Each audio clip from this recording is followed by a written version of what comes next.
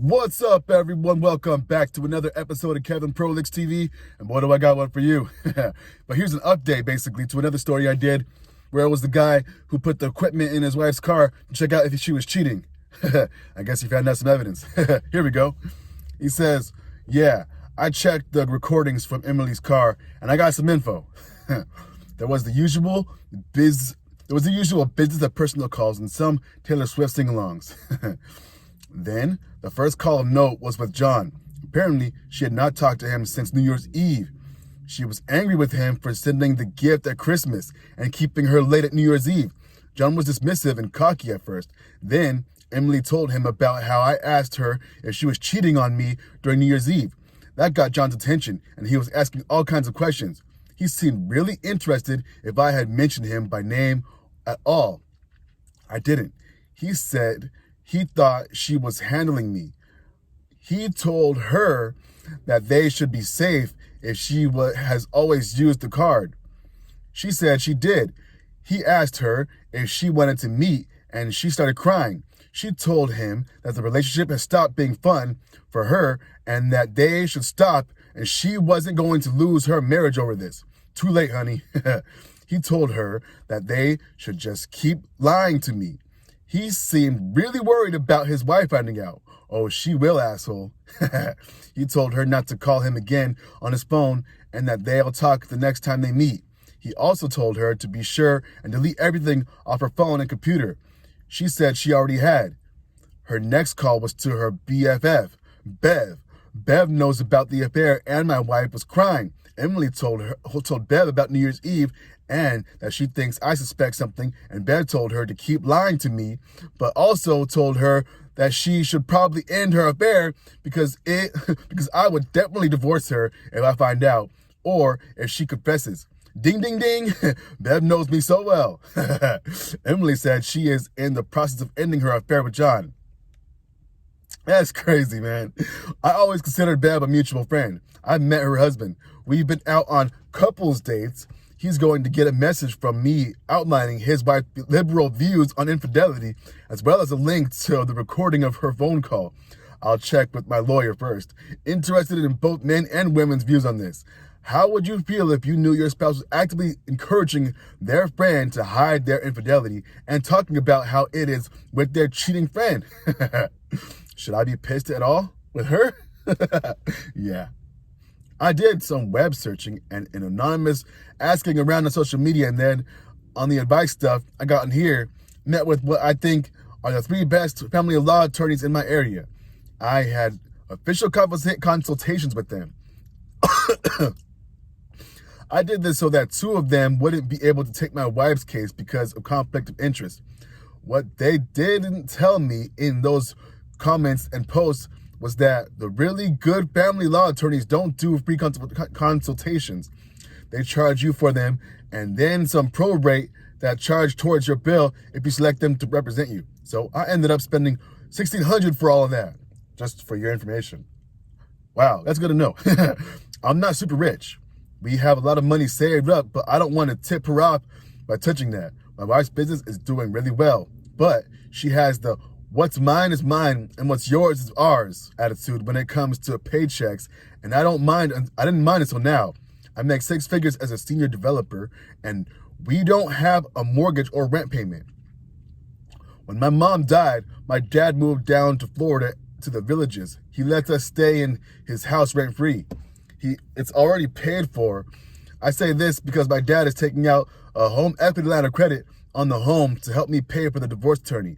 A really good divorce attorney is very expensive, I've learned. The plan is to refinance it in my name after the divorce is over. Meanwhile, I'll be making the payments by writing checks to my dad.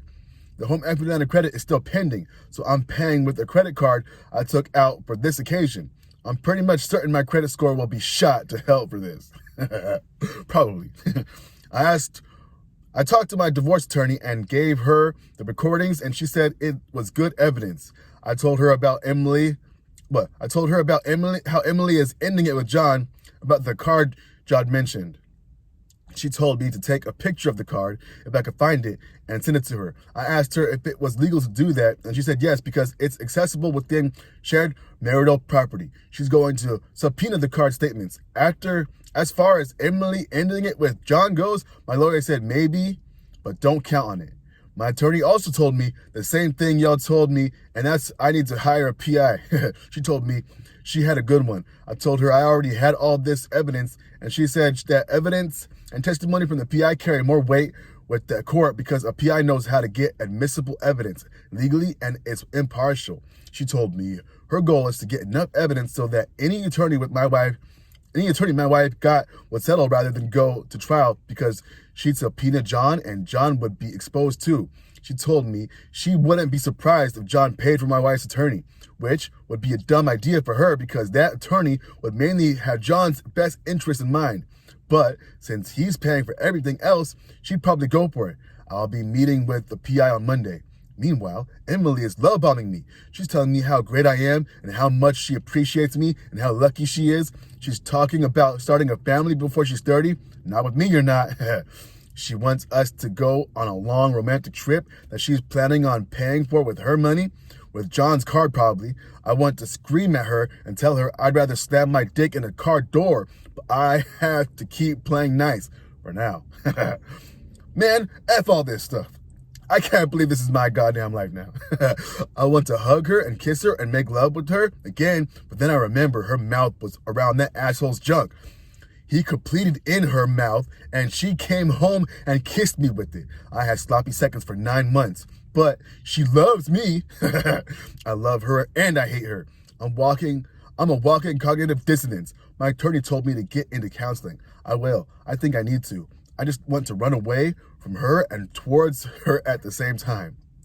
Does that sound stupid? Am I going crazy? End. Oh boy, I hope I see another post for this. Damn, bro. R.I.P. to that relationship.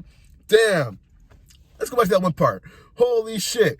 You said, oh man, okay, your dad's taking that credit. You're seeing some good lawyers. All right. She was cheating on you. Now she's love bombing you. She's using his card. What the hell? All right, here's some comments. Go to the gym. I'm a woman and I would never cover up a cheater nor tell the betrayed that.